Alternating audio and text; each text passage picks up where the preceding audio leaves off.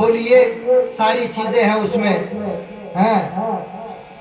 تو اللہ تبارک و تعالیٰ نے ان کو بیٹی عطا فرمائی۔ ظاہر سی بات ہے کہ بیٹی کو عوارض نسوانی بھی لائق ہوتے ہیں۔ جو بیٹا کام کر سکتا ہے وہ بیٹی کام نہیں کر سکتی۔ حضرت حنہ بنت فاخوذہ نے جو حضرت عمران کی بیوی تھی ان کو بیٹی عطا فرمائی، اور انہوں نے رب کی بارگاہ میں عرض کیا، اے میرے مولا،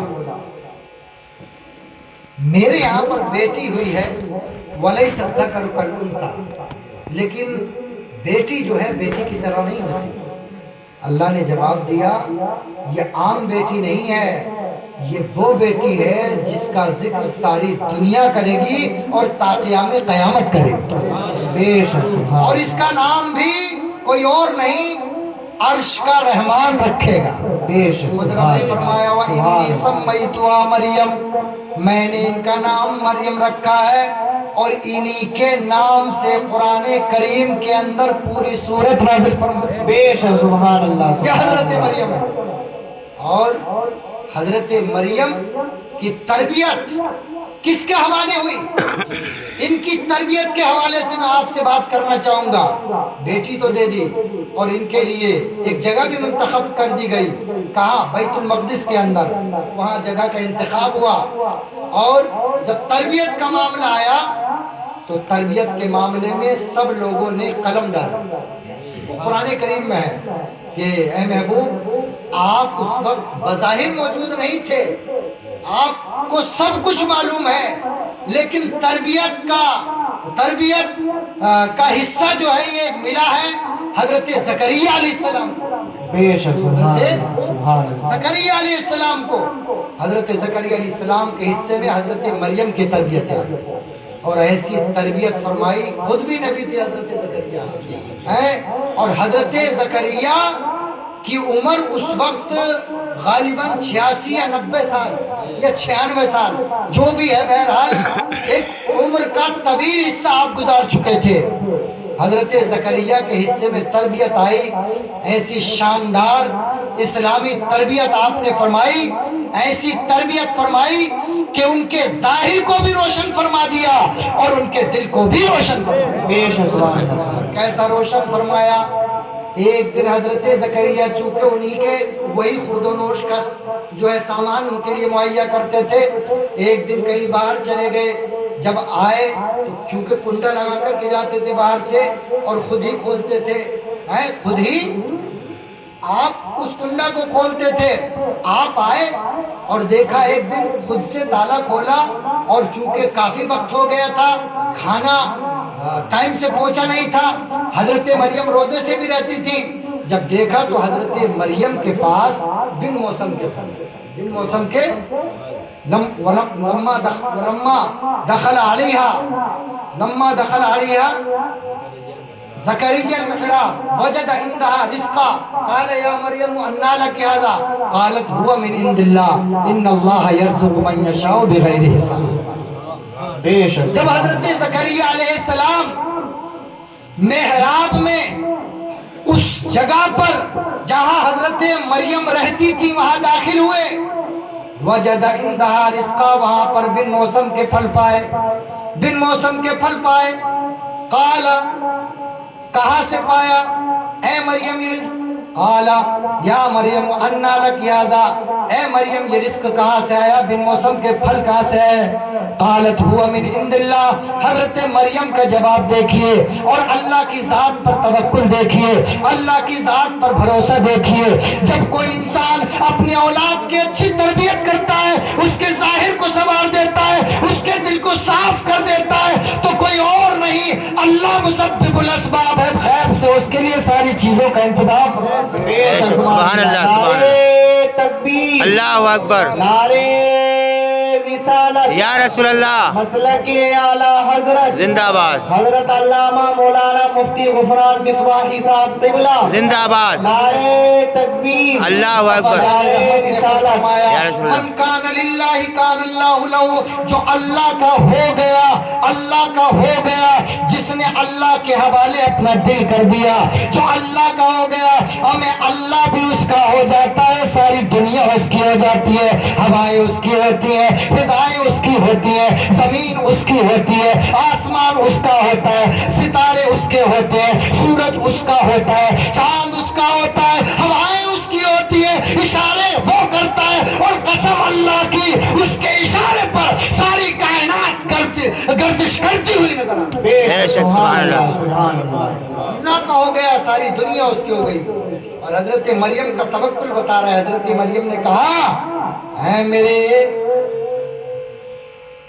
خالو لگتے تھے حضرت زکریا، ہیں ان کی خالہ تھی ان کے نکاح میں حضرت مریم کی، کہا اے اللہ کے نبی، قالت ہوا من عند اللہ، یہ کہیں اور سے نہیں، جس رب کے لیے میں وقف ہوئی ہوں اور جس رب کو میں نے اپنا دل دے دیا ہے، اسی رب نے میرے لیے غیب سے بے موسم کے پھل عطا فرمائے۔ بے شک سبحان اللہ بے موسم کے ان اللہ یرزق من یشاء بغیر حساب، اور بے شک اللہ جسے چاہتا ہے بے حساب رزق عطا فرماتا ہے، جسے چاہتا ہے بے حساب دیتا ہے۔ بندے اللہ کی ذات پر یقین کر کے تو دیکھ، توکل کر کے تو دیکھ، بھروسہ کر کے تو دیکھ، اللہ تعالیٰ تیرے لیے رزق کے دروازے وہاں سے کھولے گا جہاں سے تیرا گمان نہیں ہوگا۔ خود قرآن کریم کا 29واں پارہ اٹھاؤ، اللہ ارشاد فرماتا ہے وَمَن يَتَّقِ اللَّهَ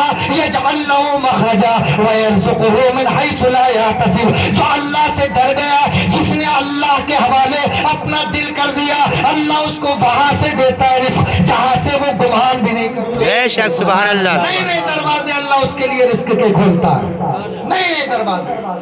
ان اللہ یرزق من یشاء بغیر حساب، اور بے شک اللہ جسے چاہتا ہے بے حساب رزق عطا فرماتا ہے۔ قرآن کریم کی تفسیر اٹھاؤ، حضرت زکریا علیہ السلام کس کی بارگاہ میں گئے؟ حضرت مریم کی بارگاہ میں گئے، اور مریم کون ہے؟ ایک اللہ کی ولیہ ہے۔ کون ہے؟ اللہ کی ولیہ ہے، اور ایسی ولیہ ہے دعا کر دیں اللہ قبول فرمائے۔ ان کا ذکر 16ویں پارے میں حضرت عیسیٰ علیہ السلام کی پیدائش کا پورا ذکر موجود ہے۔ حضرت عیسیٰ علیہ السلام کی والدہ ہے، پورا ان کا واقعہ پیدائش کا، حضرت مریم پر جو تہمتیں لگی، آپ پڑھیے تفسیر پڑھیے آپ کو معلوم ہو جائے گا۔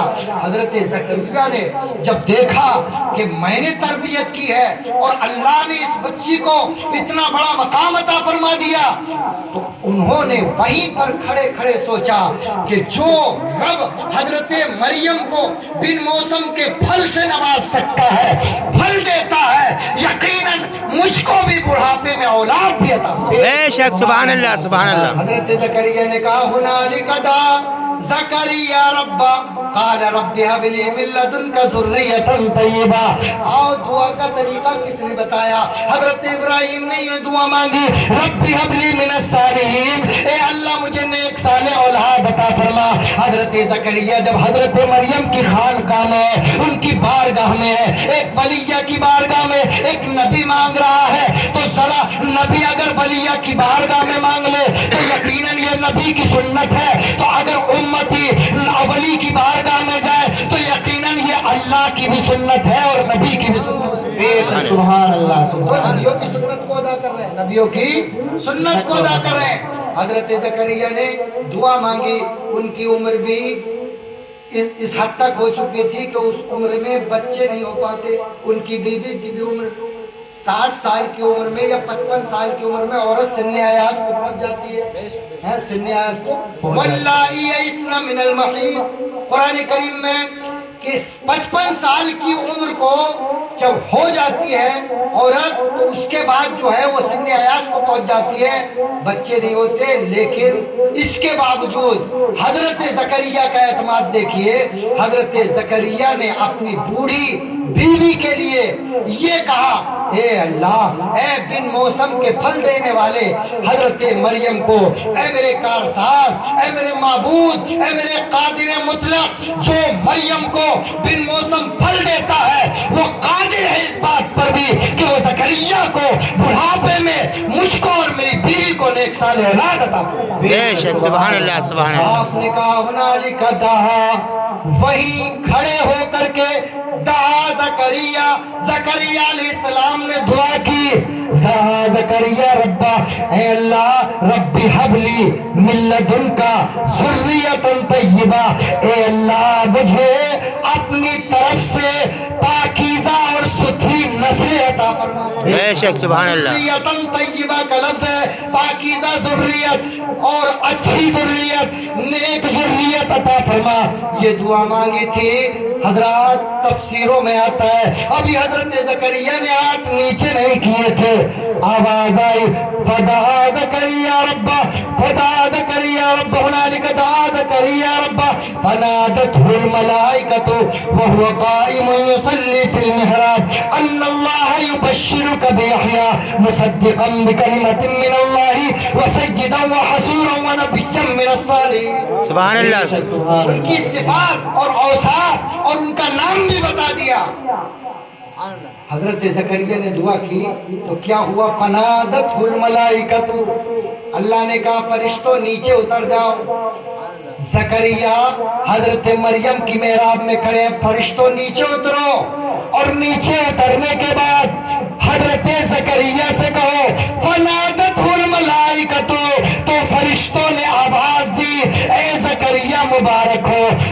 فنادت الملائکۃ وهو قائم يصلي في المحراب, جبکہ وہ نماز پڑھ رہے تھے محراب میں کھڑے ہو کر کے, تو کہا کہ اللہ تعالیٰ نے تمہیں حضرت یحییٰ علیہ السلام کی بشارت عطا فرمائی. سبحان اللہ, سبحان اللہ. اور وہ بچہ کوئی عام بچہ نہیں ہوگا.